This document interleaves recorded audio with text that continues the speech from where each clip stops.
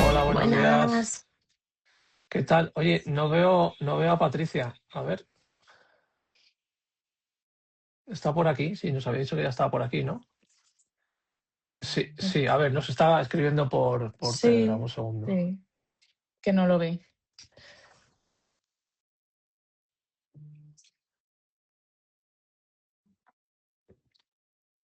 A ver si se puede conectar. No sé si habéis visto que ha saludado a la persona que hizo la pregunta. Mira, ya está Sí, lo por he aquí. visto Ya antes. está por aquí, Patricia. Espérate. Ahora le invito. Ya Sí, la he estás. visto antes. Vale. Ahora ya está por aquí, Patricia. Ya ¿Qué tal? estamos, ya estoy. Buenos Buenas, menuda días. mañana. Hola, Estaba, buenas. estaba comentando que nos ha saludado justo cuando ha iniciado el directo la persona que nos hizo la pregunta de las tortugas, el antes. Sí. Y quedaba por comentar un poquito, vamos a aprovechar para comentar un poquito qué es lo que sucedió. No es la pregunta, sino cuando ese mismo día, después de acabar el CEN, yo sabéis que bueno, pues siempre cargo el programa, lo cargo para el canal de YouTube, pero cojo algún extracto y lo subo como aperitivo al día siguiente que suelo subir el programa. Y dije, bueno, pues voy a subir este extracto de las tortugas, que ha sido un momento muy divertido, de confusión, de que no sabíamos nadie qué es lo que estaba pasando, qué estaba preguntando.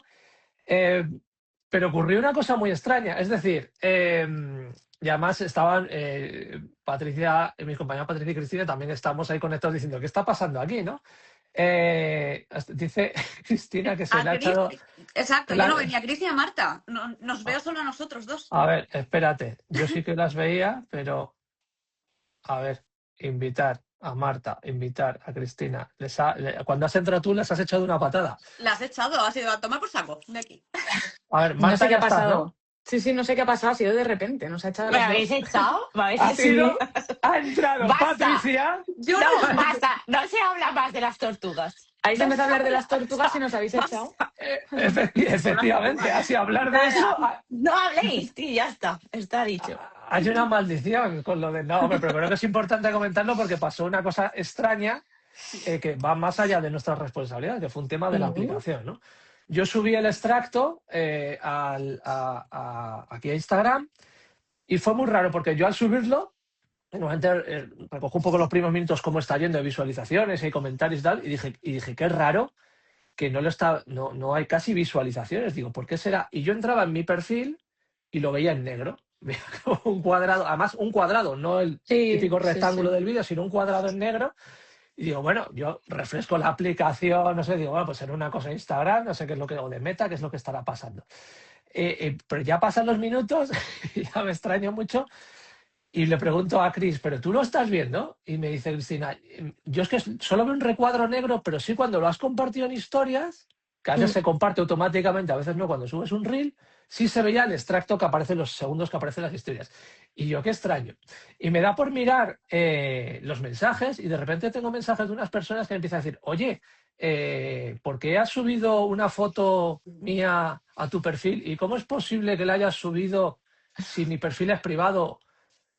Es una persona que sí me sigue, pero luego otra persona que no me sigue me dice, oye, que yo no te sigo, tú no me sigues, esta foto mía la tengo en privado y ha aparecido con el mensaje de las tortugas. Es decir, había cogido el caption, o sea, la descripción del vídeo, eso sí estaba, pero Meta, en una brecha de seguridad, Instagram, una brecha de seguridad brutal, había cogido fotos de gente random, es decir, que no nos seguíamos ni nada, las Sí, había cogido de sus perfiles y las había utilizado tanto en el perfil mío como en el de como el Cristina, mío. como el de Patricia, porque son las personas a las que había puesto como colaboradores del vídeo. Y claro, nos empezaron a llegar algunos mensajes, algunos más Enfadados, comprensivos, claro. otros enfadados, decir, oye, ¿qué haces cogiendo una foto? Mira, nosotros no podemos coger fotos de perfiles que están ocultos a los que nos siguen, que lo tienen en privado. Nosotros no, Y pero algunos la que ni aplicación... siquiera seguimos. Era Claro, una cosa pero Exacto. rarísima. Claro, ni nos seguía a nosotros. Es decir, ¿tú quién eres y qué haces hablando de tortugas gigantes? ¿Y por qué coges un vídeo de mi marido, de mi no sé qué? No sé qué. Y era como, ¿pero esto qué es? Con esto que os queremos decir, ojito con lo que ponéis en los perfiles de redes sociales, porque por muy privado que sea, pueden pasar estas cosas. Es decir, vosotros le estáis cediendo esos datos y esa información a las aplicaciones. Las aplicaciones nos dicen que es segura, pero aquí estamos viendo que ha habido una brecha de seguridad muy importante. Ha habido brechas de seguridad en WhatsApp, ha habido brechas de seguridad en Facebook, ha habido brechas de seguridad en Instagram, que pertenece a Facebook, y WhatsApp también. Entonces, mucho ojo con estas cosas. Por eso yo os digo que a veces cuando me decís, ¿os envío la información por WhatsApp? No, ni de broma. ¿Os envío la información por Instagram?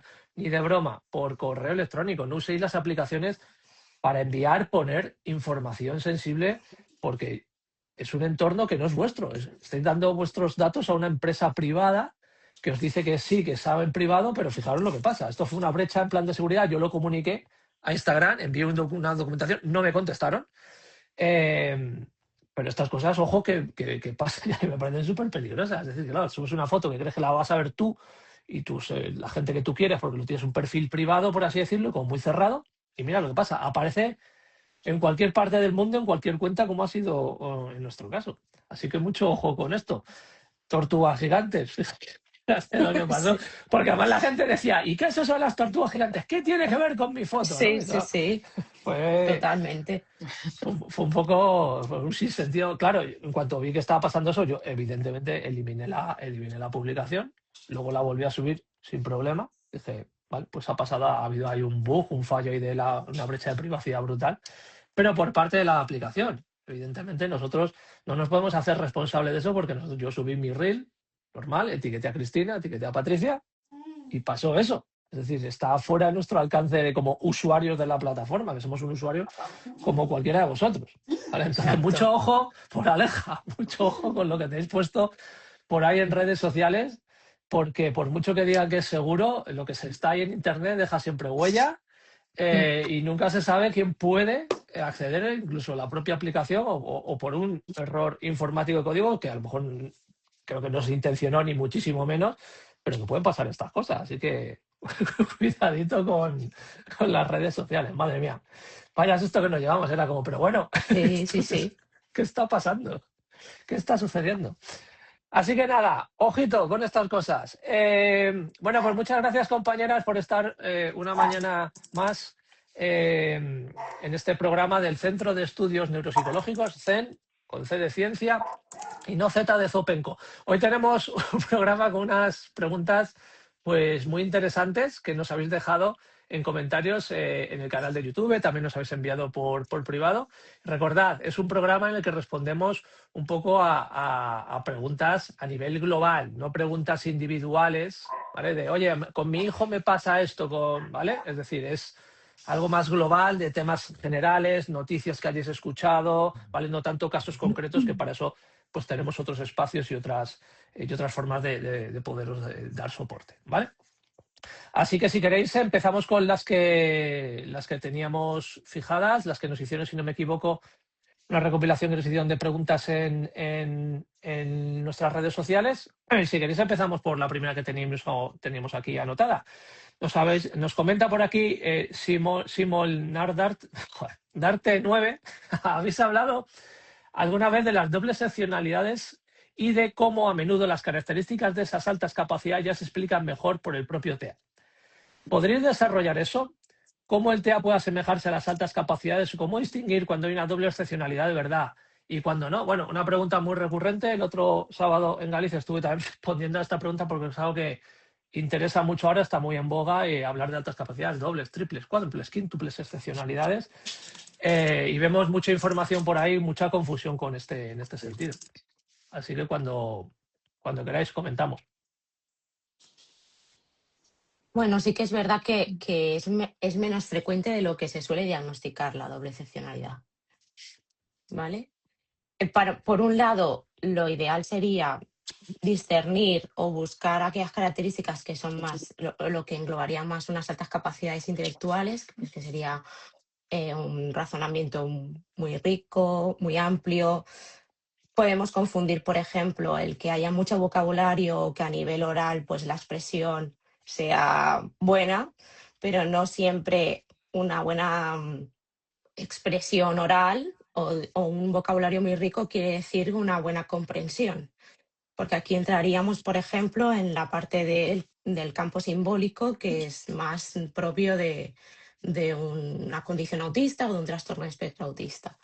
Esta sería una de las diferencias. Otra es de que los aprendizajes o aquellas áreas de más talento y demás, o que hay más rendimiento en las altas capacidades, normalmente se generalizan en varias áreas. En el trastorno de espectro autista no tanto. Puede haber un talento en un área en concreto o mucho dominio con algo en concreto, con alguna área en particular, pero normalmente no es generalizable a otras. También aquí entraría la parte a nivel funcional, a nivel de habilidades adaptativas, de capacidad adaptativa en el día a día. Esto en unas altas capacidades intelectuales no hay tantas dificultades, no se observan tantas dificultades, y en el TEA muchas veces decimos que es paradójico por esto mismo, porque puede haber un desarrollo o unas capacidades, un talento muy bueno, unas potencialidades muy buenas en un área en concreto, pero que a nivel si hablamos de capacidad funcional del día a día, pues aquí en habilidades adaptativas pueden haber muchos desafíos, ¿no? Entonces, dijéramos que así para resumir, las altas capacidades intelectuales es un desarrollo más homogéneo en las diferentes áreas, por eso no nos podemos quedar solo con la aplicación o con las respuestas y resultados de un único test. Y en un trastorno espectro autista, una condición autista, pues ese desarrollo es más heterogéneo, ¿vale? Por otra parte, perdón. Sí, era el resumen. Sí, un poco me para gustaría situar. también, Cris, añadir que nosotros en la parte que nos... sabes que a mí siempre me gusta un poco hablar de lo que nos encontramos nosotros en la clínica.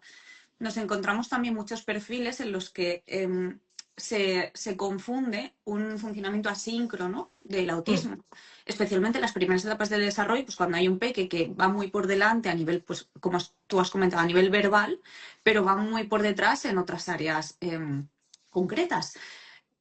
Y tendemos a observar en algunos profesionales que enseguida les pone la etiqueta de, bueno, altas capacidades. Y lo que más sorprende es que en algunas situaciones ni siquiera se están basando en una medida objetiva o cognitiva. En algunos casos incluso se confunde un autismo en el que no hay un gran impacto, como un autismo de, entre comillas, alto funcionamiento, y alto funcionamiento lo observan como sinónimo de alta capacidad.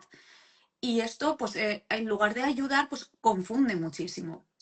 Por otra parte, también, bueno, pues desde la propia percepción autista, pues siempre necesitamos encontrar pues, el origen, ¿no? Y esta parte concreta, ¿a qué se debe? Porque esta parte no la explica este autismo concreto con el que yo convivo. Y tendemos a pues, aislar esa variable concreta, ¿no? Pues como a nivel verbal estoy muy por encima, ya tengo altas capacidades, ¿no? Pasa un poco como con las otras excepcionalidades. No, es que mi parte TDAH está nublando mi parte de altas capacidades y por eso mi autismo, no. O incluso no confundir, claro, incluso confundir hiperfoco con talento global. Sí, exactamente. Sí, que de hecho iba a decir, es algo que yo veo mucho con el tema del hiperfoco, ¿no? De decir, veo, por ejemplo, imaginaos una serie de intereses, algo en lo que voy genial, y ya por eso muchas veces es tengo que tener o tengo que estar dentro de lo que son las altas capacidades intelectuales. Entonces, claro, hay que tener mucho cuidado con esto porque puede ser algo que nos confunda si no hay una evaluación muy amplia detrás, por supuesto. Entonces nos estamos quedando como en la punta del iceberg.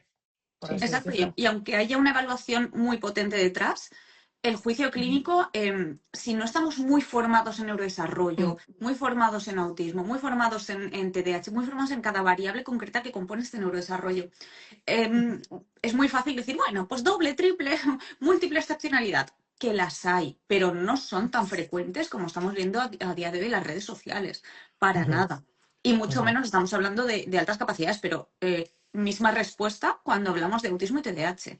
No, puede haber compartido un déficit ejecutivo, sí, pero no es un TDAH. Y muchísimo menos en la etapa adulta, ¿no? De pequeño no me pasaba, pero ahora en la etapa adulta pues tengo un diagnóstico de TDAH. Pues no, quizá hay un deterioro de la capacidad atencional, pero esto no significa que haya un TDAH con la nosología que esto implica. Ujú, Igual estamos aquí liando un poquito más el tema, pero ujú. vemos que son dos condiciones completas. Una es una condición del neurodesarrollo, el autismo, y la alta capacidad es un perfil cognitivo, que a priori se infiere como estable. Si no Ujú. estaríamos hablando, pues en la etapa infantil de precocidad, y en la etapa adulta habría que ver aquí las habilidades de sobrecompensación y también el factor de aprendizaje. Y luego, bueno, pues hecho la ley, hecho la trampa.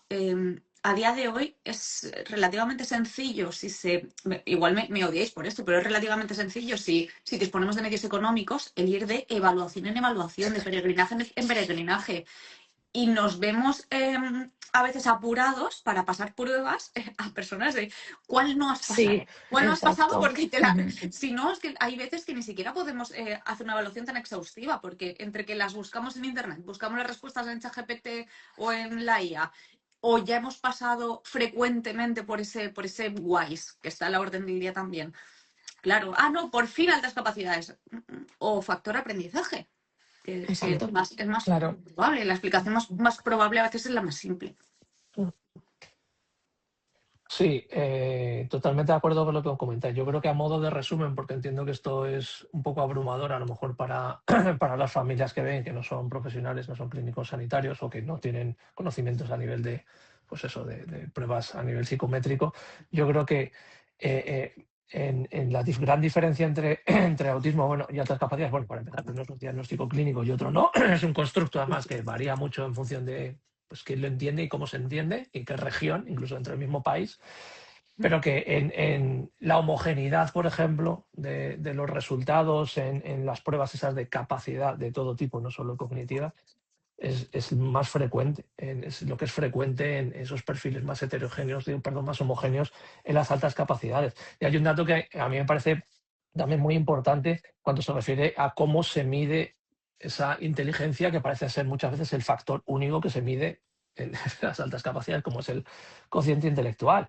Y que es curioso porque es que además es que ni siquiera si nos vamos a al otro extremo de esa capacidad intelectual, que estamos hablando de los trastornos de discapacidad intelectual, la gravedad de ese trastorno, de ese cuadro, por ejemplo, no se mide por el CI, sino se mide por la capacidad de adaptación que se tiene. Entonces, esto Sí, es una medida que es súper importante, tanto en un extremo, cuando hay discapacidad intelectual, como cuando hay una alta o supuesta alta capacidad intelectual. Es decir, hay que medir muchísimo también esa capacidad adaptativa que hay, que no solo es un número, y lo que comentaba Cristina y Patricia y Marta, que además en los perfiles de TEA se ve que, oye, a lo mejor ese hiperfoco es un hiperfoco muy dirigido hacia cierta cosa, pero después vemos muchísimas dificultades en muchísimos contextos, especialmente los que tienen que ver con interacción social, pues hay que medirlo porque a lo mejor ahí no estamos hablando de altas capacidades, sino un perfil de TEA 1, antiguo Asperger, que evidentemente en ciertos dominios puede ser incluso excelente, pero muy por encima de la media, pero luego hay unas dificultades muy importantes en determinadas áreas que tienen que ver con ciertas funciones y ciertos procesos neuropsicológicos que son muy claros en autismo, ¿vale? Entonces, mucho ojo con esto. Y que creo que además es un constructo que se está intentando utilizar como medida de compensación, por así decirlo, a un diagnóstico de TEA1, que es absurdo en la mayoría de las ocasiones, porque a mí eso me revela muchas veces. Yo cuando veo un TEA1 más altas capacidades y veo el cuadro de TEA y cómo se escribe, digo, esto no está bien descrito. O la persona que te ha diagnosticado el TEA1 quizá no conozca precisamente esta asincronía que se da, ¿no? Esta falta de homogeneidad que se da en las distintas subáreas que estás midiendo y que normalmente, pues como decís también vosotras, se ha medido infinidad de veces con el mismo protocolo, además desde hace muchísimos años, que es también un poco absurdo, ¿no? Entonces, bueno. Es un tema que es complejo, pero en resumen, a ver los hilos, pero, pero no hay tantos. Es que no hay tantos. Y de hecho, a nivel clínico y a nivel administrativo, lo que recomiendan tanto todas las asociaciones internacionales de valoración y diagnóstico y de estadística en este sentido, es decir, oye, si hay un cuadro principal, tienes que hacer todo lo posible para explicar todas las dificultades que se tienen por ese cuadro principal. Es decir, que Sí. añadir cuadros no está recomendado, de hecho. Entonces, hay veces que vemos que no se hace ese ejercicio de voy a intentar explicarlo esto solo con el cuadro principal y añado cosas como si eso explicase más cuando hace todo lo contrario. Creo que al final lo que hacemos es confundir, ¿no? Confundir Exacto, muchísimo el cuadro clínico. y luego además, Daniel, aquí vuelve a nosotros. Es que este diagnóstico no explica lo que me pasa. Es que si dice que tengo altas capacidades, ¿por qué aquí no estoy observando un beneficio de estas altas capacidades? O si es que es un TDAH, ¿por qué aquí no me está mejorando con el Concerta? Claro, porque esto es una demanda que he tenido además esta semana, bueno, vamos a revolver todo, a ver qué narices está pasando aquí, en el caso además de un menor. Es que no mejora, y el diagnóstico, a más diagnóstico, empeora. Además, porque ya estamos estableciendo pues medicaciones intermitentes, terapias de, bueno, prueba aquí, luego no la sostengo, luego esto no me encaja. Entonces, es una pena, pero es importante. Os pido que desconfiéis. Cuando hay un diagnóstico o con muchas cosas, desconfiad, porque no podemos, que hay casos muy concretos, pero no es lo habitual tener todas las cosas. Para nosotros, un autismo con altas capacidades, con TDAH, no. Y luego encima trauma, porque siempre hay cosas. No, yo desconfiaría, porque a veces menos es más a la hora de intervenir y a la hora de explicar. Y que además, si se pone todo eso, aquí rizo un poco el rizo, si se pone toda esa serie, ¿no? de diagnóstico principal de TEA, ¿no? Nivel 1 normalmente.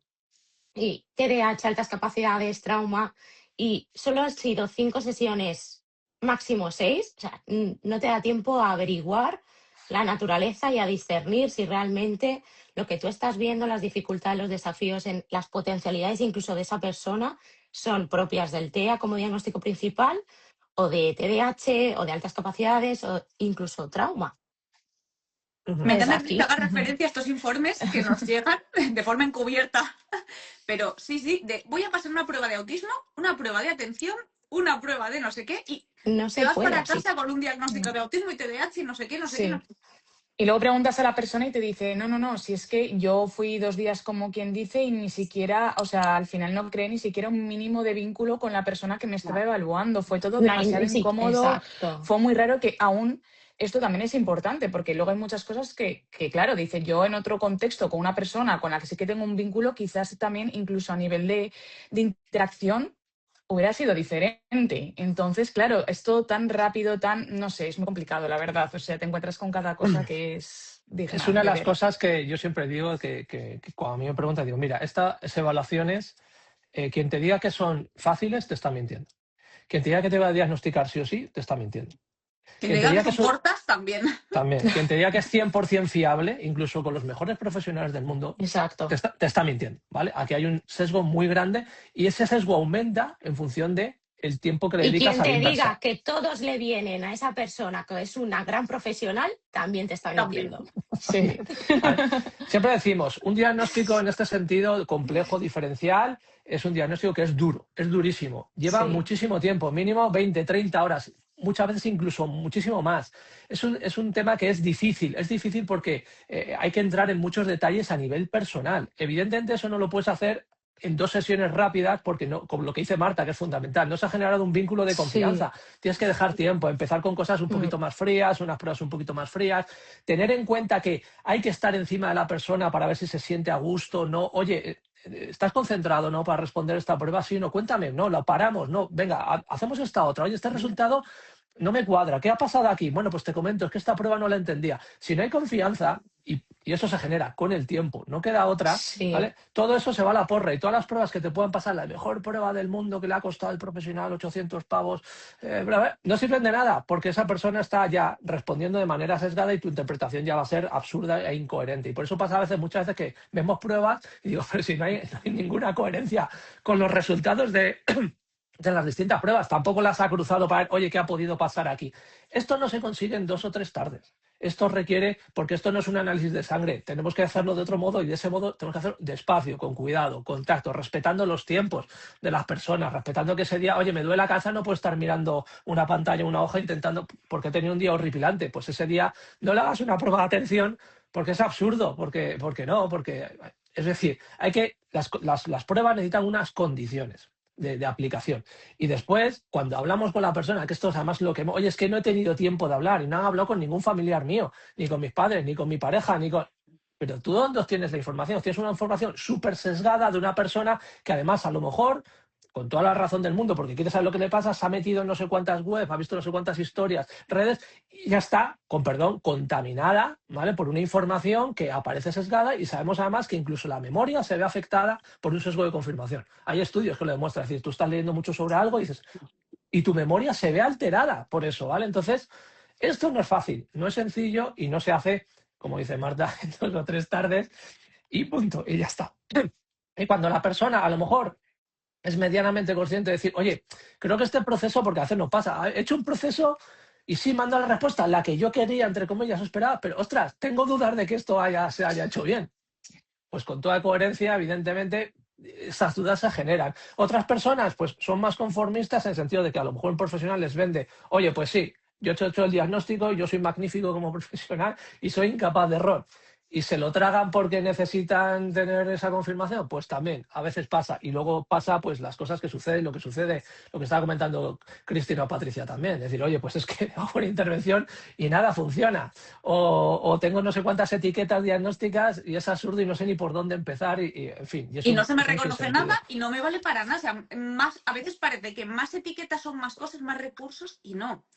Y aquí voy a abrir un melón.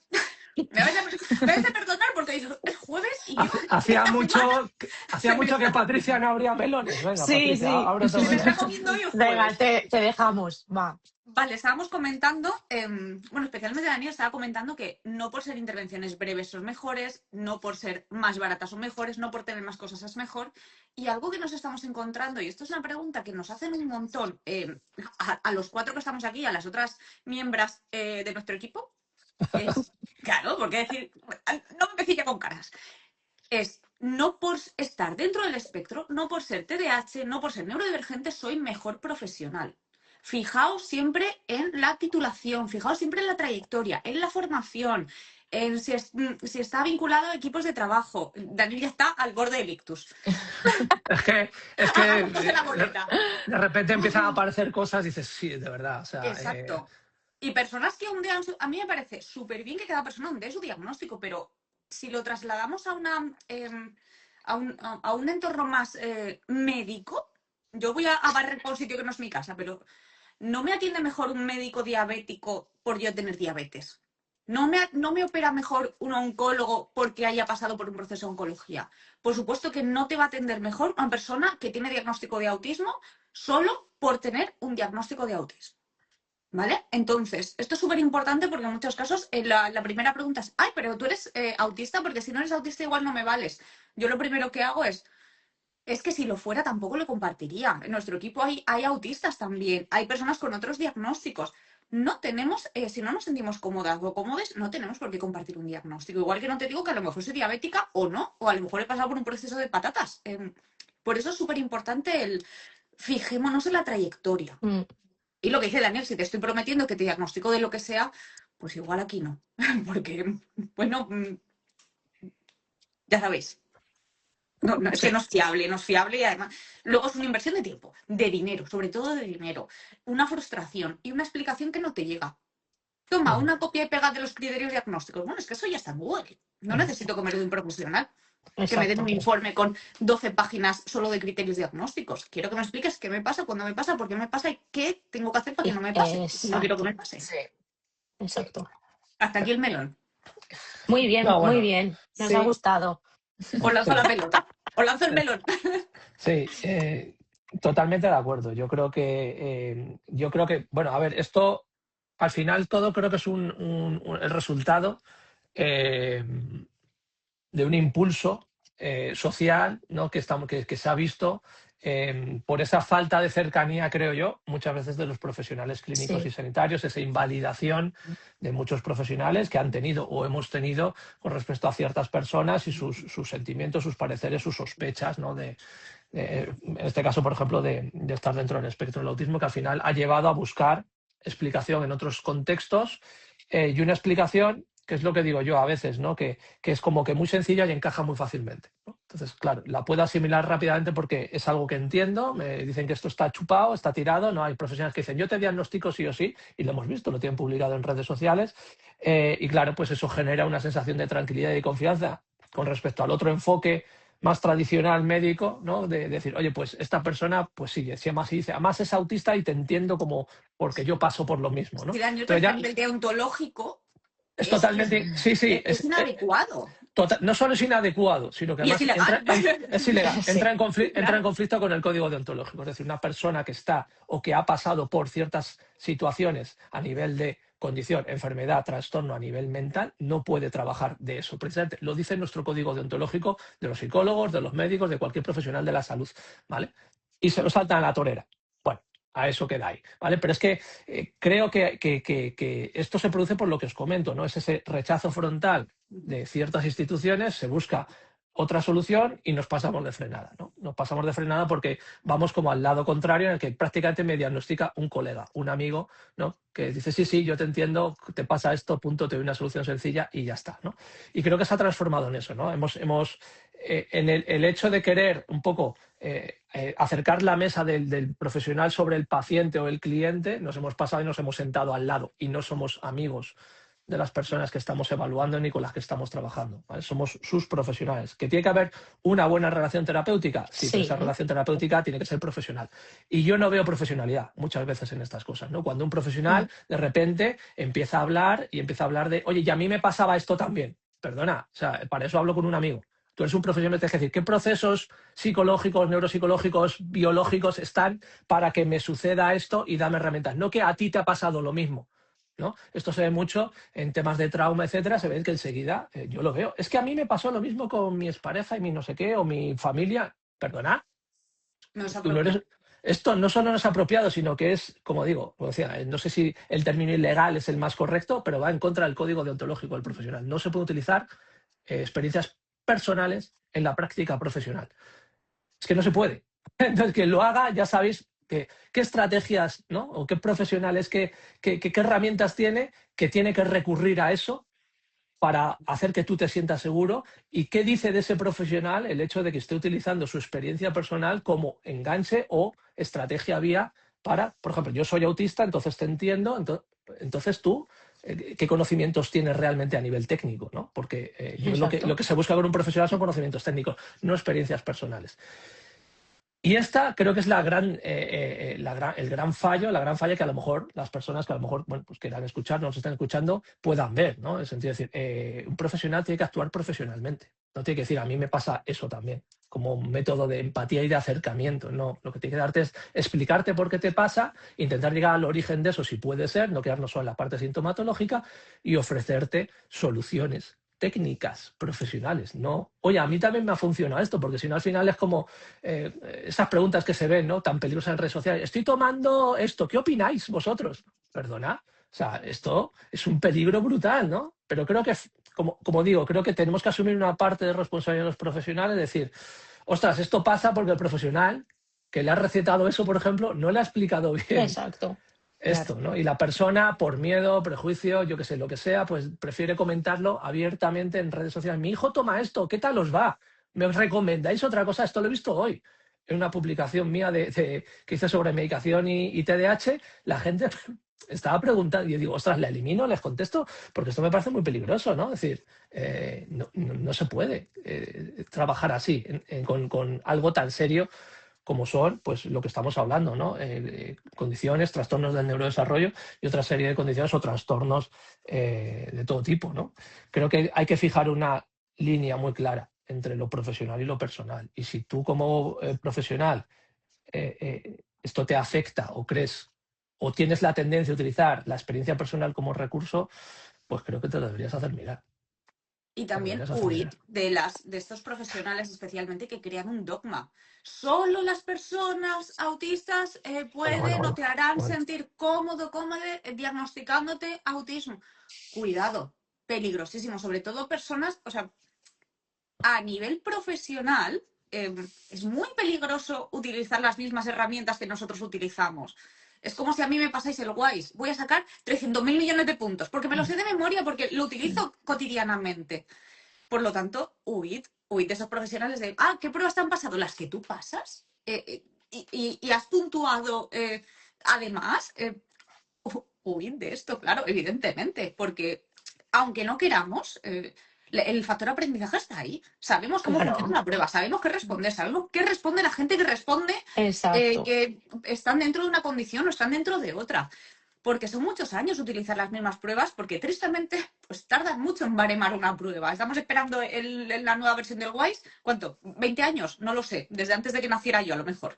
Por lo tanto, ojo aquí con estos profesionales que además, no, es que mi amiga de mi propio departamento me ha pasado esta prueba y me dice que casualmente yo que me dedico a esto, es que estamos hartos de verlo en redes sociales. ¿Y Sí. qué es lo primero que voy a hacer? Cascarlo ahí en Instagram. Profesional del no sé qué con este diagnóstico. Sí, creo que se ha Os vais a convertido en hartar de verlo. una estrategia de ventas y de Sí. acercamiento el poner tus diagnósticos o tus historias a nivel personal para enganchar a nivel profesional. Lo cual, pues como digo, dice mucho de los recursos profesionales que tienes. Eso para empezar. O sea, un profesional que tiene que tirar de experiencia propia, a mí ya me suscita mucha, mucha inseguridad en cuanto a las herramientas que pueda tener. Que a lo mejor es magnífico o magnífica, pero eso, para Ya, empezar, es pero lo contrario al empaña. código deontológico, lo empaña y es una mala praxis, para empezar. Entonces, bueno, creo que ahí debéis estar atentos. Un buen profesional. El hecho de ser cercano y humano no significa que tenga que pasar a esos extremos de decir, y yo también he pasado por lo mismo, y te voy a contar cómo me fue, cómo son mis padres. Mis padres, yo es que he visto esto en profesionales, perdón. O sea, no. Para si quieres ese tipo de conversación, pues grupos de amigos, grupos de apoyo emocional, los grupos de padres de toda la vida, ahí sí, por supuesto que sí. Sí puede ser también que haya un profesional que esté un poco mediando, porque a veces la línea entre lo personal y lo ya técnico, por así decirlo, a veces es muy difusa en ciertas áreas, pero son otros contextos. Pero en un contexto profesional y más de evaluación, ostras, andaros con ojo con estas cosas. Andaros con Sí, es ojo, que ¿vale? esto es muy peligroso porque luego, no sé vosotros y vosotras, pero luego hay gente que viene demandando este tipo de interacción, de decir, Sí. es que tú no me cuentas nada de ti, o incluso, ¿por qué no puedo quedar contigo si otros profesionales me lo han permitido? Estamos llegando a ese punto y es como, ¿pero cómo que te han permitido el qué? O sea, no tiene ningún sentido porque entonces, ¿es tu profesional, es tu amigo o amiga? ¿Qué es? O sea, y claro, luego la gente demanda este tipo de interacciones. Es que es muy serio, en realidad. Exacto. Sí, por ejemplo, Marta, que está muy metida en el tema de intervención y lleva muchos casos, esto os lo puedo comentar, ¿no? Que hay veces que pasa eso, ¿no? Que esos límites.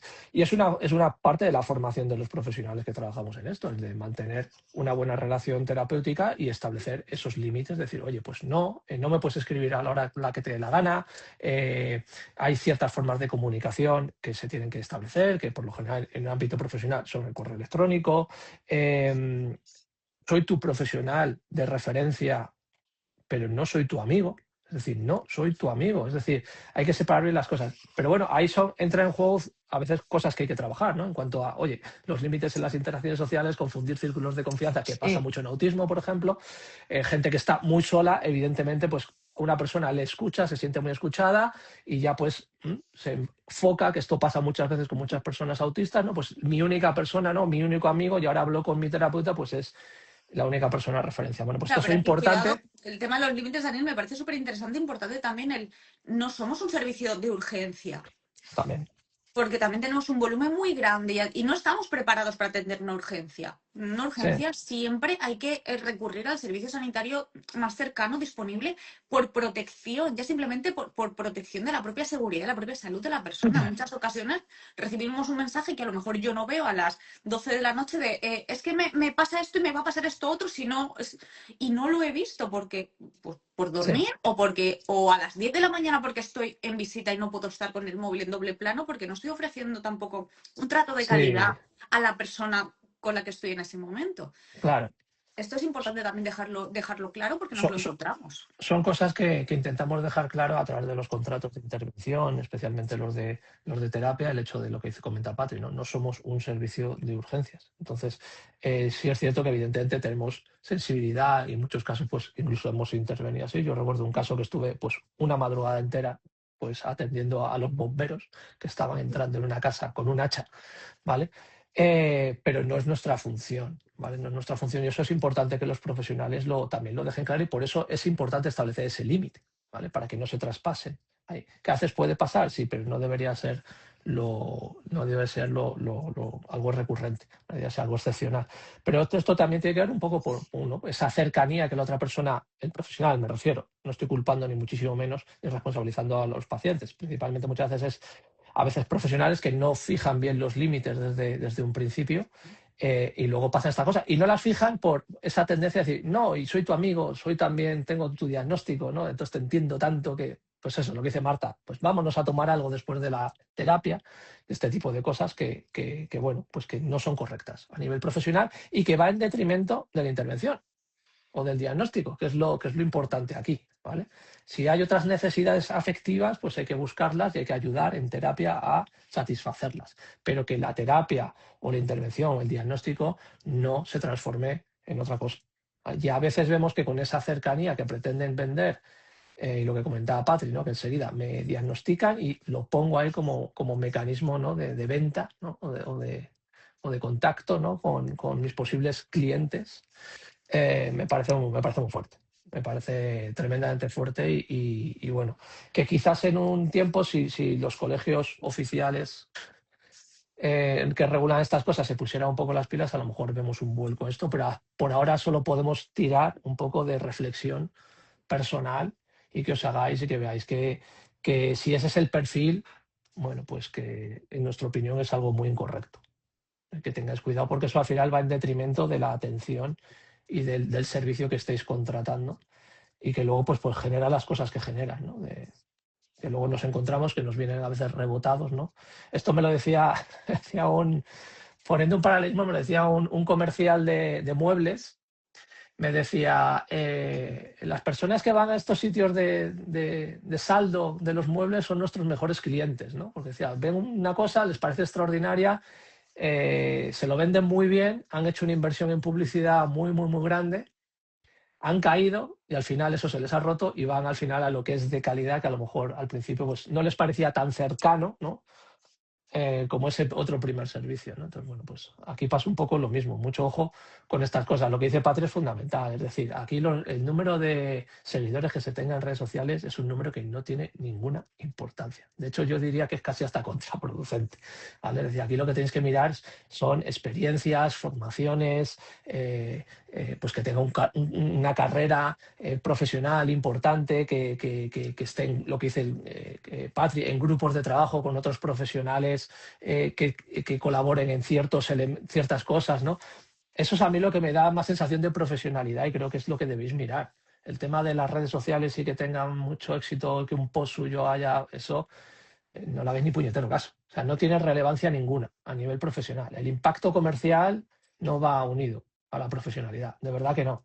De verdad que no. Y más en estos tiempos en los que lo que se vende es la inmediatez, el llegar fácil y el vender fácilmente, ¿vale? Porque es lo que nos impone la rapidez de las redes sociales, ¿no? Los reels, los de un minuto, los TikToks, este tipo de cosas. Eso no es señal de profesionalidad. De hecho, es una de las cosas que yo siempre digo. O sea, a mí me cuesta una barbaridad poner extractos, porque digo, cada extracto que pongo seguro que va a generar. Pero es que a mí no me pasa esto. Pues claro, es que es un extracto de un minuto. Es que no saques conclusiones, por favor, nunca de algo tan pequeño y tan corto. Entonces, bueno, no atendáis a ese tipo de señales y atended a otras. Sí es cierto que entiendo, y con esto intentamos acabar y pasamos a otra pregunta, entiendo que el rechazo de un acercamiento tradicional a ciertos profesionales que no están en redes os haga buscar un trato más cercano en ciertos contextos de redes sociales. Pero de verdad, ¿crees que en lo intermedio está la virtud, ¿vale? Ni un extremo del profesional cerrado que prácticamente ni te mira y te dice, no, tú que vas a ser autista si miras a los ojos, al otro extremo de yo te diagnostico sí o sí, no te preocupes. Encima enseguida, en 2 tardes, ¿vale? No vayas ni un extremo ni otro porque ninguno es correcto. ¿vale? Quiero aquí hacer un inciso porque hay un comentario en el chat que Ajá. dice que claro, si solo nos quedamos, ¿no? En este caso dice, también tengo que decir que quien conoce a mi hijo en una consulta no lo conoce. Siempre pienso que si lo viesen en los demás ámbitos alucinarían. Aquí es importante yo quiero matizar esto, porque estamos hablando no es lo mismo que yo como profesional, si hago una intervención con un peque, decida verlo, incluso lo decida con la familia o con la escuela, verlo en otros contextos, incluso puedo hacer una observación yéndose a merendar la familia o estar en el parque para ver cómo es la interacción en ese contexto, a lo que realmente estábamos diciendo de traspasar la línea, la ética profesional y yo me voy con esa madre a tomar un café y hablar de cómo me ha ido hoy, que me he ido de rebajas. Esto es totalmente distinto, ¿vale? Quería hacer ese matiz. Sí, vale. Sí, ves, es que muchas veces se nos escapan cuando comentamos las cosas y pensamos que nos entienden y sabemos que a veces los matices del lenguaje son importantes, por supuesto. Una observación en un contexto y que esté planificado y que lo hagas es muy distinto a ese acercamiento a nivel personal, ¿vale? Decir, no, pues, y ya de paso vamos a, ¿qué tal te ha ido el día? No, esto no, ¿vale? Ok, bueno, muchísimas gracias. Oye, pues mira lo que ha dado esta pregunta de sí. Fenomenal. Vale, pues vamos con otra de las preguntas que nos hicieron. Ostras, no sé si he cerrado el... ¿Dónde está? Ah, no, aquí. Kiara nos pregunta, ¿se puede ver afectada la memoria a corto plazo por el autismo y el lenguaje receptivo y expresivo? Me refiero a la hora de los test realizados por orientadores en los colegios.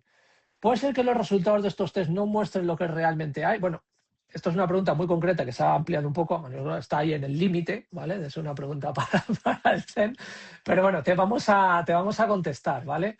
Yo creo que aquí hay dos aspectos muy importantes. Lo que dice el tema de la memoria a corto plazo en el autismo y segundo, un tema muy interesante que es el tema de las valoraciones que se hacen en el colegio, especialmente por parte de los orientadores, por un lado, y luego incluso de los equipos de orientación educativa, ¿vale? Que suelen ser algo más completos y más complejos, pero esos dos valoraciones que se hacen, que creo que es interesante que hablemos de esto porque hay bastante confusión sobre esto, si es un diagnóstico o no, qué es lo que sucede con esto. ¿Vale? Pasada. Vamos con ello. Compañera.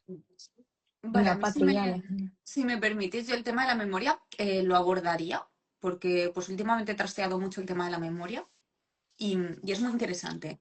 Lo primero, yo discriminaría si estamos hablando de un perfil infantil y de un perfil adulto. Yo Porque creo la que aquí memoria, hablan de un perfil infantil, porque están hablando sí, del cole.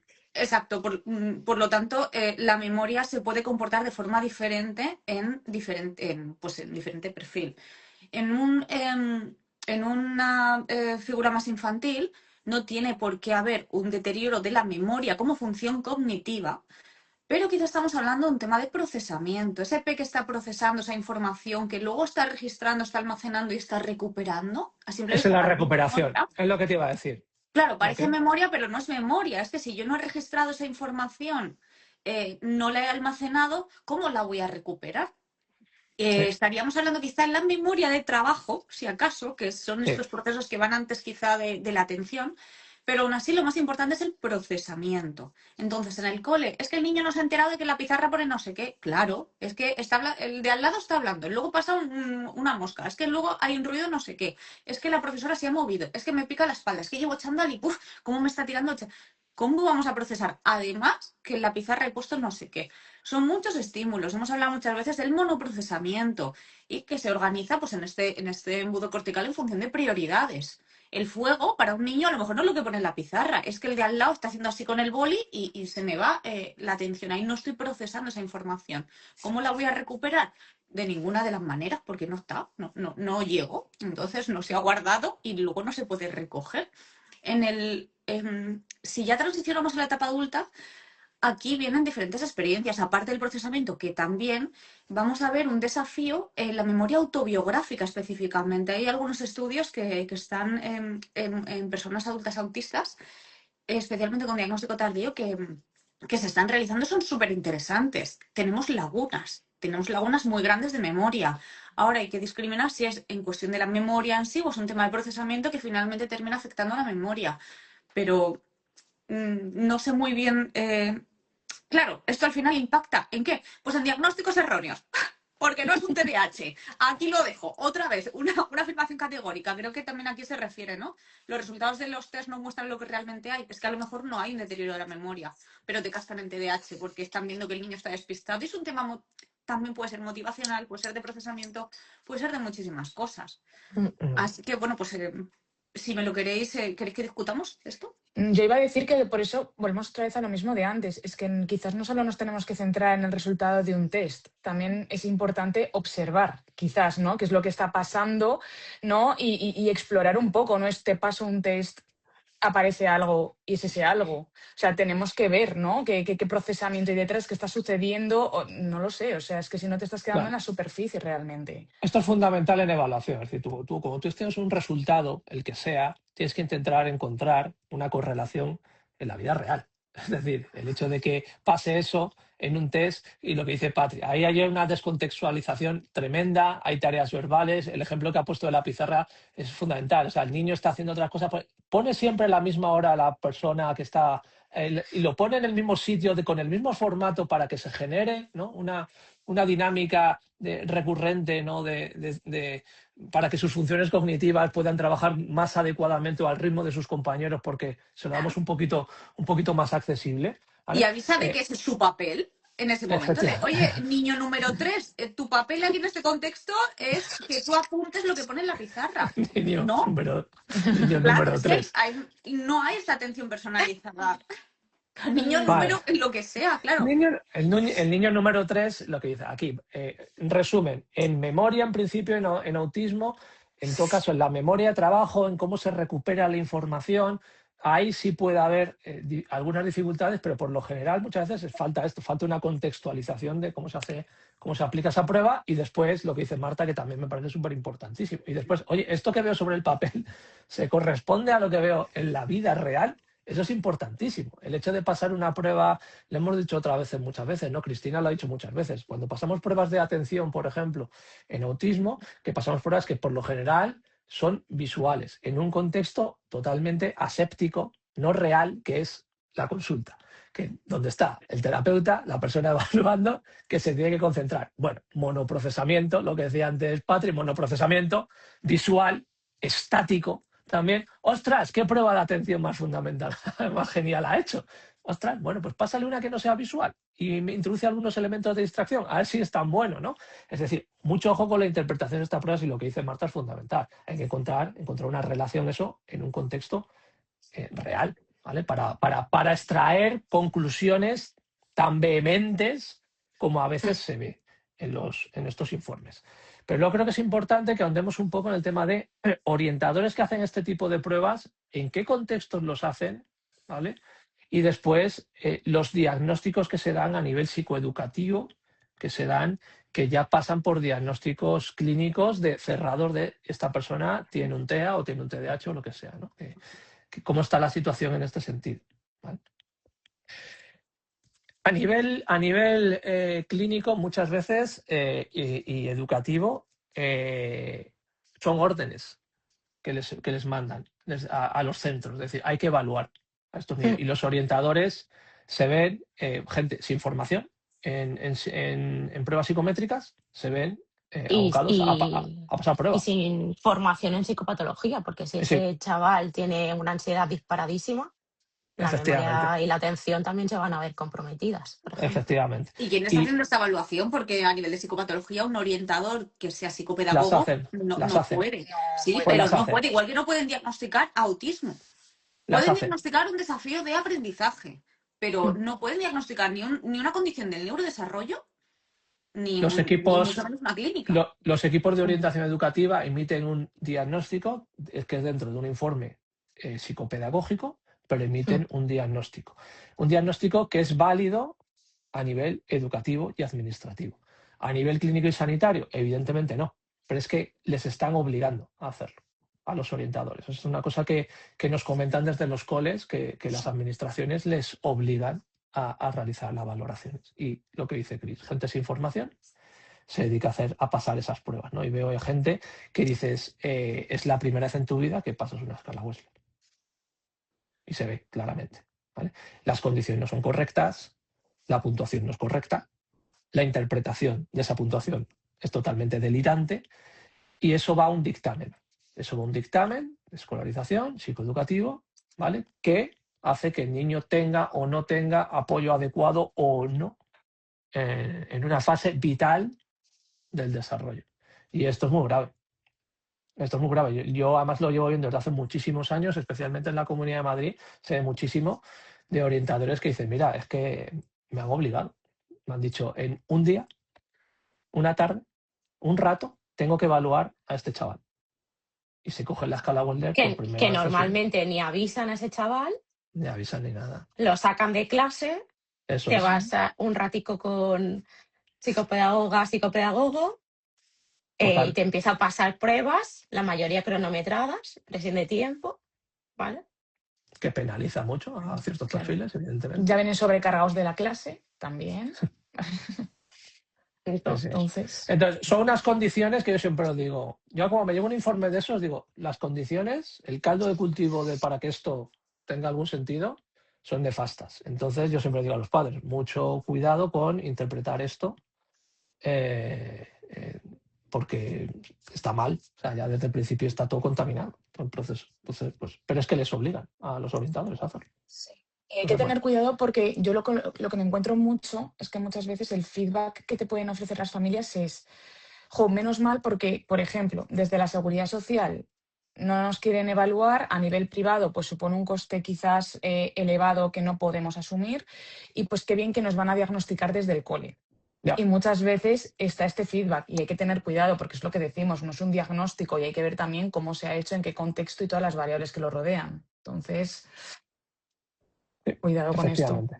Efectivamente. Entonces, bueno, son situaciones que están ahí y que yo siempre digo, mirad un poco quién firma eso. Es decir, y meteros eso fácilmente. A todos los profesionales educativos y sanitarios, bueno, los sanitarios evidentemente tenemos que estar colegiados. Hay un nombre, bueno, mirad un poco, preguntad, oye, ¿qué experiencia tienes tú en valoración de esto? ¿Qué experiencia tienes en psicopatología, en neurodesarrollo para evaluar esto? Y bueno, pues si son sinceros os dirán, ninguna, me hago obligado. Bueno, pero hay veces que no es así. Pero bueno, mirad, o sea, hay que velar. Hay que saber en manos de quién nos ponemos o ponemos a nuestros peques. ¿Vale? Es importante que miréis trayectoria, currículum y este tipo de cosas. ¿Vale? Que no os dejéis tampoco ya, bueno, es que lo hacen en el colegio, sabrán. No, bueno, sí, no. ¿Vale? Vamos a tener cuidado con esto, ¿vale? Bueno, pues seguimos con otra pregunta que nos han dejado por aquí. Sobre el pensamiento dicotómico, muy interesante en TEA.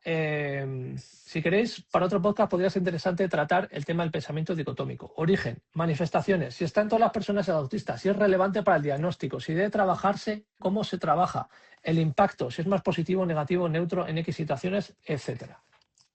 Pensamiento dicotómico, muy interesante, además es una de las cosas que a nivel histórico ha estado muy poco estudiado en autismo. Ahora se ven más cositas. Pero, por ejemplo, cuando yo empecé ahí en el Pleistoceno, esto era algo de lo que no se sabía. Es decir, había desregulación emocional y cognitiva y decía, pues ya está, pues porque es autista y punto. Y todo tiene que ver con las funciones ejecutivas y entonces por eso hay desregulación y por eso hay estos exabruptos a nivel emocional, a todos los niveles, a nivel de enfado, a nivel de alegría, etcétera, etcétera. Pero bueno, ¿qué decimos del pensamiento dicotómico? Venga, Marta. O sea, yo iba a decir esto en la intervención se ve mucho. Todos los días, a todas las horas. Entonces, sí, además, muchas veces, voy a empezar por aquí, la propia persona te dice, por ejemplo, ¿por qué tengo esta reacción emocional? Muchas veces está detrás el pensamiento dicotómico. Tenemos que tener en cuenta que no aparece igual en todas las personas autistas ni en todos los momentos, que muchas veces esto también genera confusión de ¿por qué a mí no me aparece esto de esta misma forma que a fulanito de tal? No tiene por qué, ¿vale? Tenemos que tener en cuenta que es una manifestación que se puede dar con cierta frecuencia, ¿vale? Y que también tenemos que tener en cuenta que no siempre tiene por qué ser súper desadaptativo. Me refiero, depende del contexto, ¿vale? Que muchas veces también es quiero dejar de ser dicotómico porque es lo más desadaptativo que me ha sucedido. No, ¿vale? O sea, hay contextos en los que quizás se necesita mucha más claridad, mucha más coherencia, una toma de decisiones muy clara y aquí a veces nos podemos ver favorecidos por este pensamiento, ¿vale?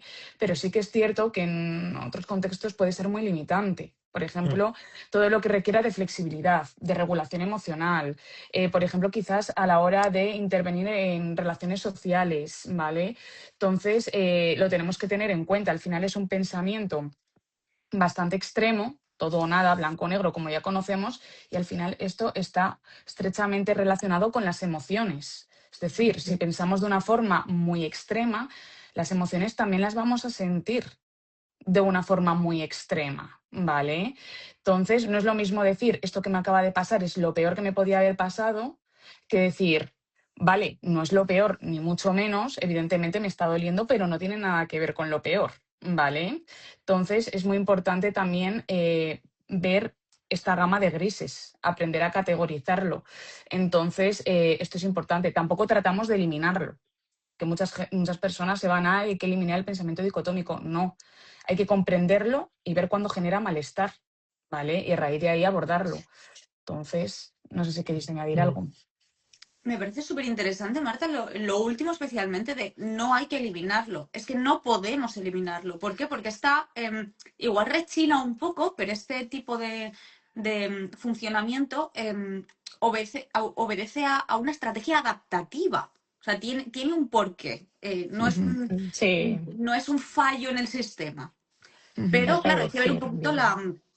la nosología neuropsicológica que hay detrás. Pues probablemente pues, hay desafíos de flexibilidad cognitiva. ¿Por qué? Pues porque tendemos a un procesamiento muy rápido, muy rápido, muy rápido de una situación en la que habitualmente nos están exigiendo pues, una respuesta. Y si no nos la exigen, nos la autoexigimos nosotros, ¿vale? No siempre viene desde fuera. Después, tolerancia a la ambigüedad, pues específicamente en autismo, muy poca, casi nula. ¿Por qué? Porque entonces nos perdemos, no sabemos qué hay que hacer, cómo hay que hacerlo, cuál es nuestro papel aquí, cuál es el papel de otras personas. También, bueno, la teoría de la coherencia central se nos olvida muchas veces, ¿vale? ¿Qué más? Es que ahí no es un único factor, esto responde a muchas variables chiquititas que por sí mismas a lo mejor no les estamos prestando atención, pero que confluyen en que al final tenga que hacer una valoración muy rápida de una situación y decida si es o muy buena o muy mala. Y luego, Y pues también que...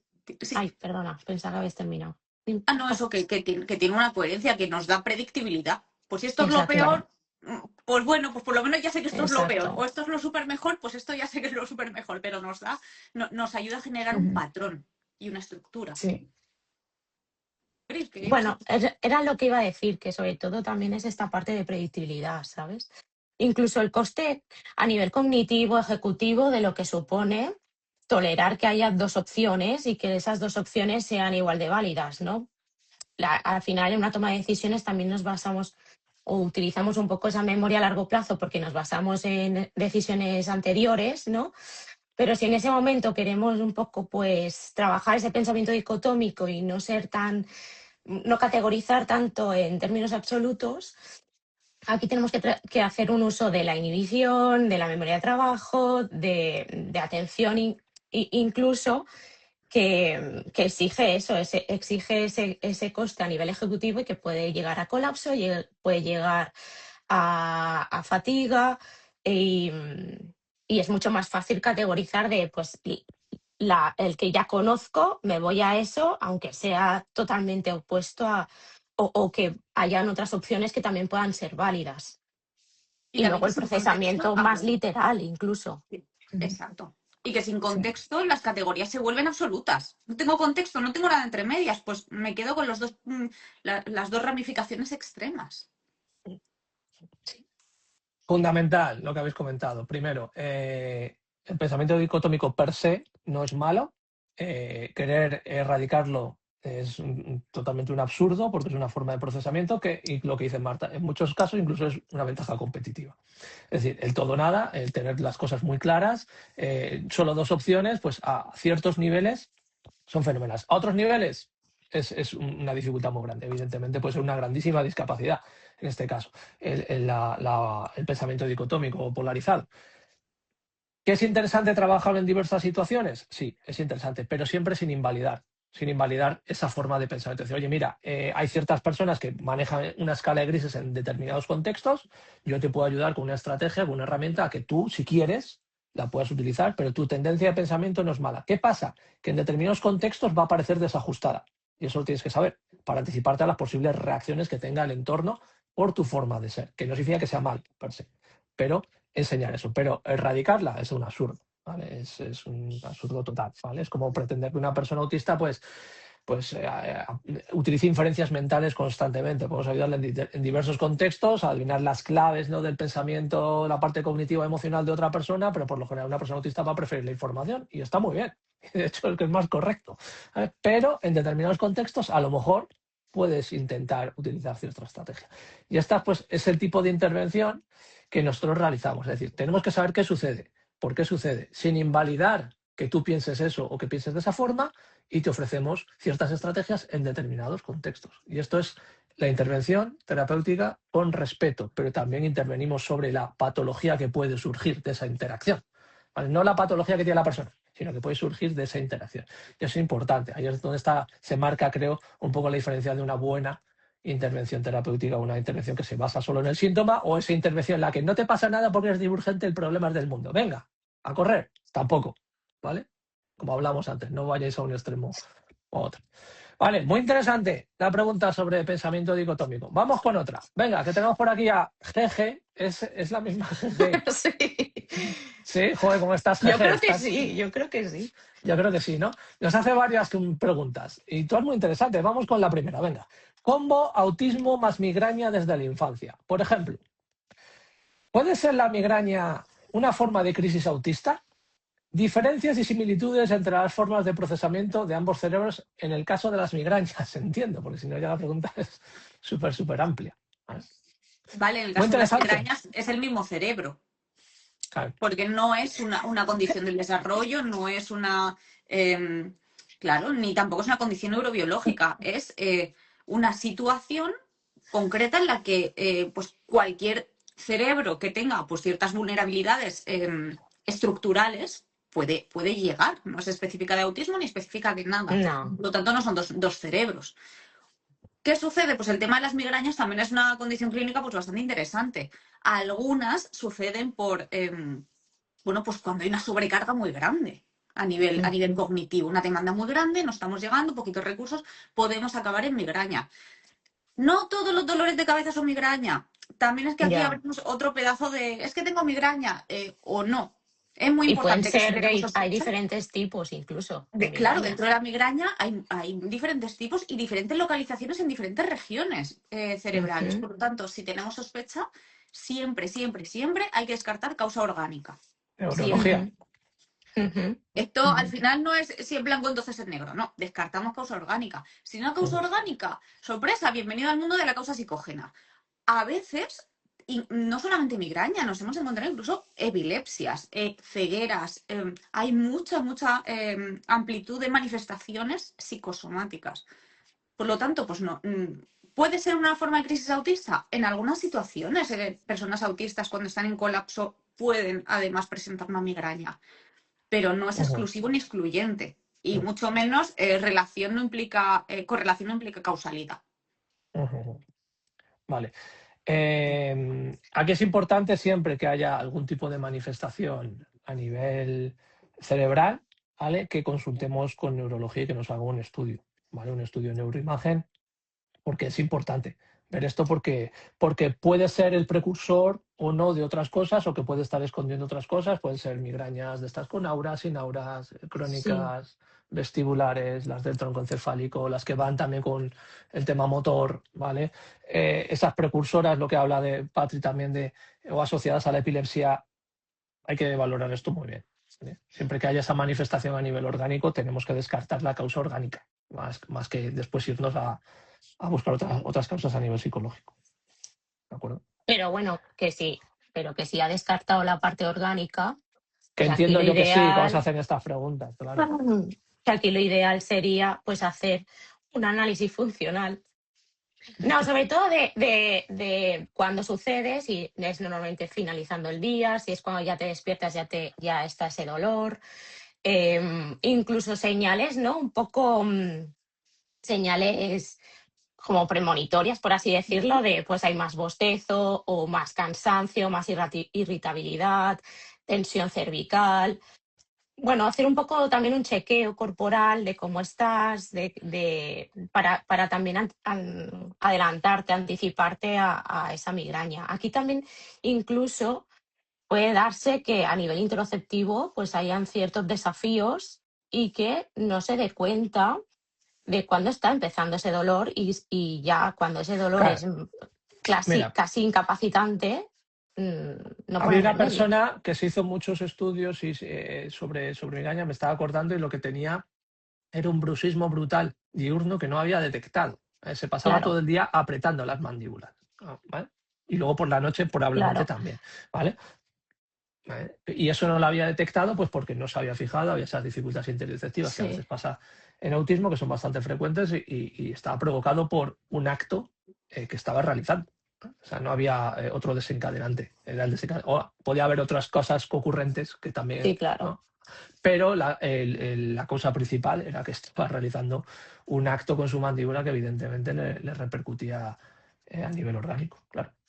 Entonces, hay que valorar primero todas estas cosas antes de irnos a explicaciones más confusas, en las que tengamos que hacer un análisis del contexto, de las situaciones, etcétera, porque a veces la solución está ahí delante de nosotros, lo que pasa es que no nos hemos parado a mirar. Ujú. Vale, pues venga, vamos con otra pregunta de GG, también muy interesante. Esto va a interesar mucho a la gente, ¿no? Porque nos dice, hablar de la conveniencia o no de informar del diagnóstico TEA a los profesionales de la salud, médicos, nutricionistas, fisios, hasta dónde se conecta el autismo con problemas de salud física y cómo debería ser el abordaje o cómo y cuándo saber si sería conveniente buscar un profesional con experiencia más específica. Vale, entiendo que la pregunta es decir, yo tengo un diagnóstico de autismo, pero también voy al médico, voy al nutricionista y voy al fisio. ¿Deberían conocer estos profesionales mi diagnóstico de autismo?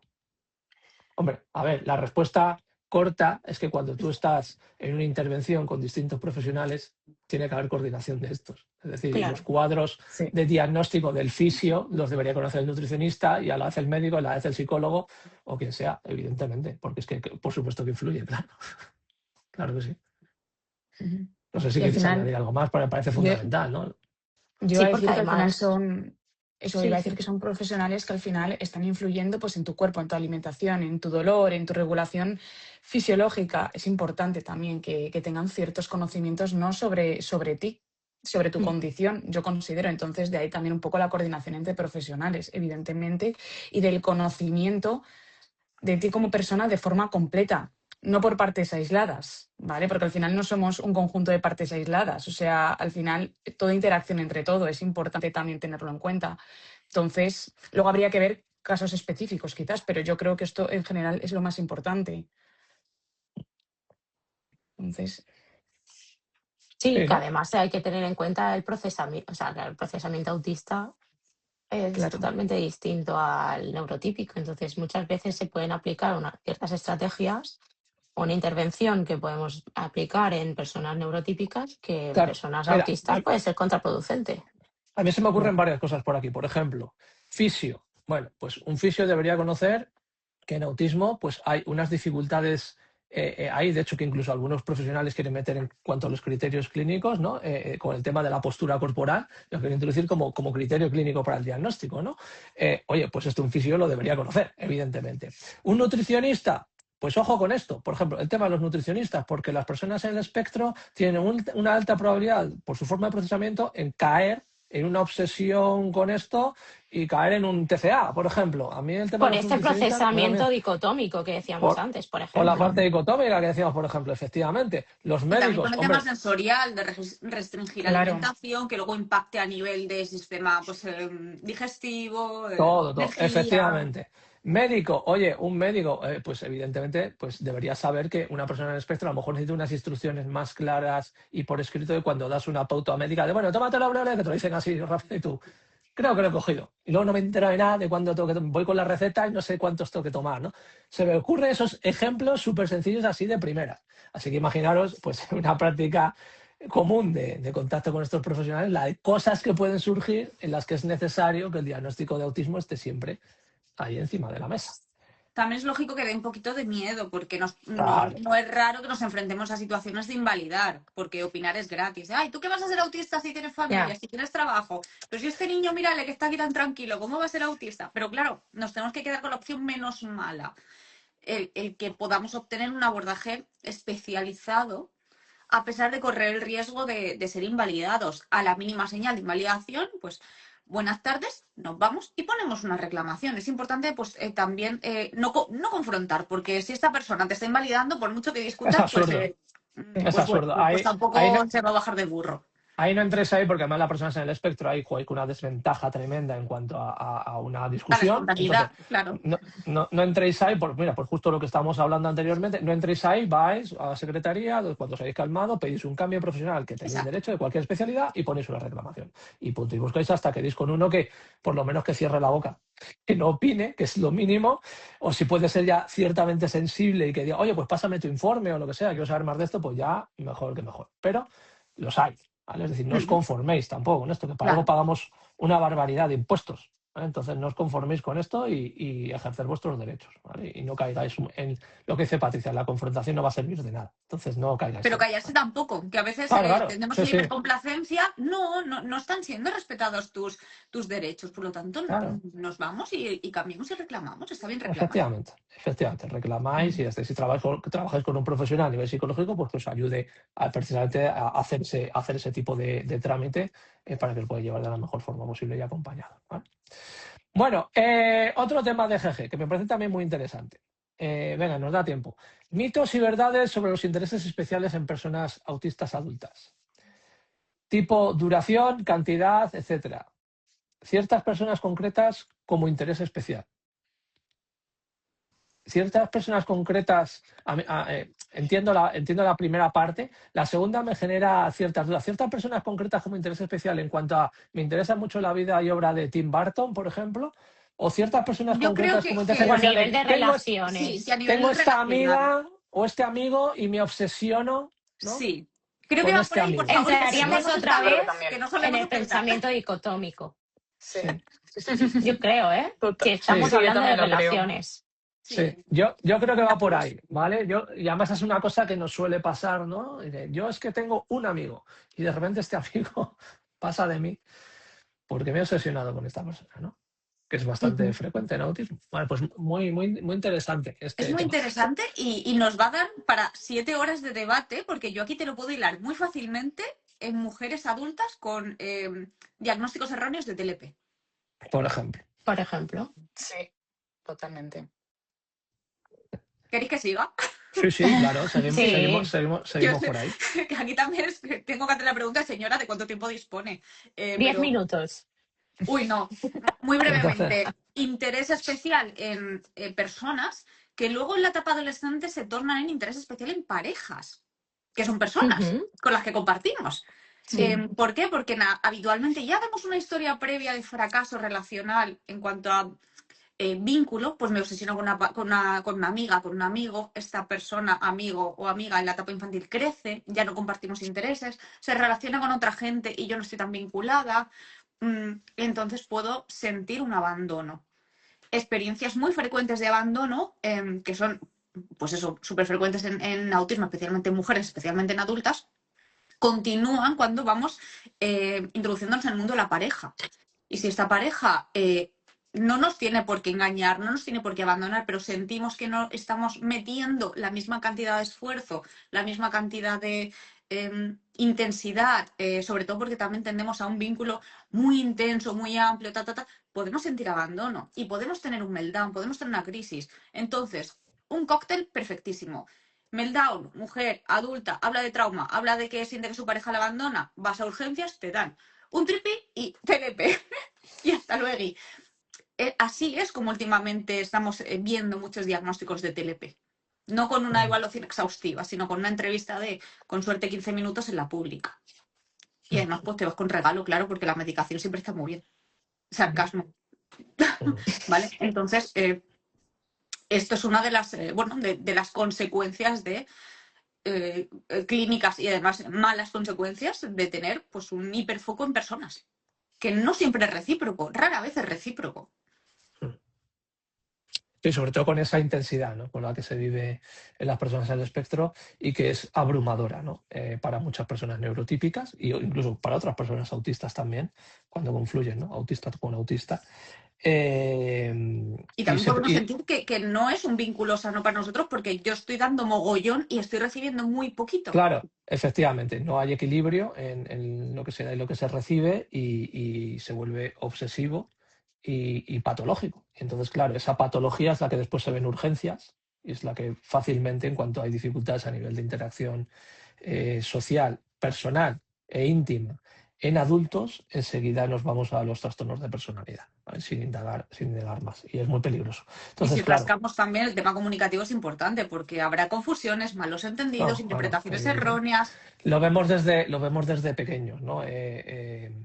Uno de los casos en los que yo intervine con un protocolo de bullying, que había bullying en autismo, que los hay, y los hay muchísimos, con esto no quiero decir otra cosa, pero en este caso en concreto, con estas dificultades de interpretación en la comunicación, lo que sucedía es que el niño decía que le pegaban sus compañeros y lo que pasaban corriendo decían, venga, vente a jugar, y le daban así, pues como le daban un toque todos los chavales en el hombro, y él decía, me han golpeado y me han pegado en el hombro, ¿no? Pues esas cosas continúan, evidentemente, más elaboradas, con más subterfugio en el lenguaje, etcétera, etcétera, en la etapa de la adolescencia y después también en la etapa adulta. Entonces, lo que dice Patri, también hay muchas malinterpretaciones del lenguaje por ambos lados, ¿vale? Y eso pues lleva, pues es un cóctel molotov, ¿no? que puede hacer que surjan esta serie de cosas, ¿vale? Y que haya muchas dificultades en este sentido, ¿vale? Bueno, Jeje, muchísimas gracias por tus preguntas. A ver, son unas preguntas un poco encubiertas, me da a mí, a nivel personal. Que nos está haciendo el lío, Jeje, nos está haciendo el lío. Jeje, no sé cómo comunicarlas. Llámanos y cuéntanos más, que esto nos interesa. Si necesitas acompañamiento... Para que veáis que a veces las dificultades de comunicación se dan en algunas cosas, pero en otras veo mucha habilidad. ¿Vale? Sí. Veo mucho subterfugio y ¿no? Veo una práctica muy, muy buena de... Os voy a hacer estas preguntas. Ha tenido tiempo para elaborar las preguntas. Eso también es trampa. También es verdad. No, de verdad, muchísimas gracias por las preguntas, muy interesantes. Las hemos podido generalizar a nivel global, aunque quizás sean casos particulares. Me da a mí, no sé por qué, pero creo que sí. Pero si os parece, compañeros, lo dejamos aquí, que ya llevamos muchísimo rato, llevamos ya casi 1 hora y media. A mí también me gustaría hacer un pequeño comentario, no me matéis. Venga, voy a tardar un minuto. Dale. Por favor, bueno, más que un comentario, es una demanda. Nos reímos muchas veces porque nos llevamos muy bien y además tenemos como pequeñas bromas entre nosotros porque somos un equipo en el que estamos pues muy cómodas y muy cómodes y no es que nos estemos riendo ni de las preguntas ni de las tortugas. Si hacemos alguna broma de, ay, parece que aquí hay una intención encubierta, como el caso de GG, no es que veamos que hay una mala intención, es que a lo mejor vemos que son experiencias personales y nos gusta que nos las pregunten, pero a veces vamos a dar respuestas muy breves y muy concretas que a lo mejor no le valen a la persona que hace esa pregunta y necesita un abordaje más amplio, pero no, el hecho de que nos riamos no invalida que estemos dando una información objetiva, clínica, actual, muy revisada. Las preguntas nos las preparamos muchísimo, buscamos información, buscamos artículos por si hace falta. Pero nos reímos porque, pues supongo que porque nos queremos, no lo sé, pero nos lo pasamos bien. También es un espacio de disfrute este ratito del podcast. Me alegro que hayas dicho esto, Patricia, porque bueno, yo llevo un poco más en el tema de la divulgación que vosotras y este es mi mundo, ¿no? Mi mundo de interpretar a la gente lo que le da la gana en base a 10 segundos de un corto sin conocer nada de nosotras en este sentido ni de la labor que hacemos. Esta, por ejemplo, que es totalmente desinteresada. Esto no es nuestro trabajo. Nuestro trabajo no es estar en redes sociales haciendo posts, haciendo reels, haciendo infografía. Este no es nuestro trabajo, ¿vale? Lo hacemos porque nos gusta, porque creemos que es necesario, pero lo hacemos de manera voluntaria. Que en determinados momentos nos reímos, muchas veces es más de nosotras mismas. Es decir, no me entero de lo que pone esta pregunta. Muchas veces en las preguntas y respuestas yo me río porque digo, estoy atontado, no me entero de lo que me está preguntando esta persona. Es decir, no nos reímos jamás de la gente, jamás. Le hemos faltado al respeto en ese sentido a nadie. Simplemente que la vida es así y que muchas veces pues es que necesitamos esos momentos, lo que dice Patri, nos llevamos muy bien, hay mucha confianza entre nosotros y nos sale una risa, pero porque de repente vemos la cara que pone una de, no, y ya está, pero no nos estamos riendo absolutamente de nadie, por favor. Ya, por favor, ¿vale? No os malinterpretéis en este sentido, porque no va por ahí, ni muchísimo menos.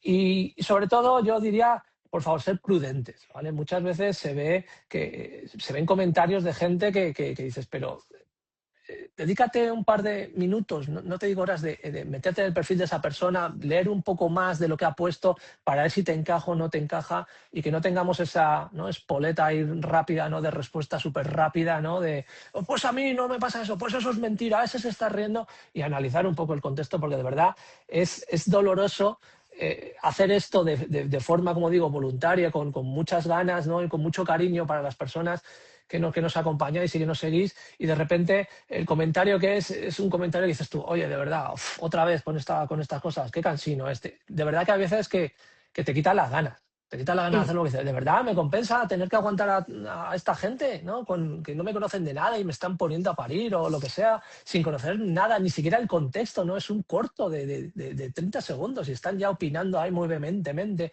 no sé qué, y unos tochos así de respuesta que dices tú, pero de verdad, ¿tienes tanto tiempo para esto? No sé, en fin. Por favor, no nos reímos de nadie, nos reímos en todo caso de nosotras mismas, entre nosotros como en el equipo, y que tratamos esto con muchísimo respeto a todo el mundo que nos hace preguntas o evidentemente con las que trabajamos y que accede a nuestro servicio, por supuesto, por supuestísimo, ¿vale? Entonces quedaros por favor con esa parte de que también necesitamos a veces un poco de humor en este mundo, ¿vale?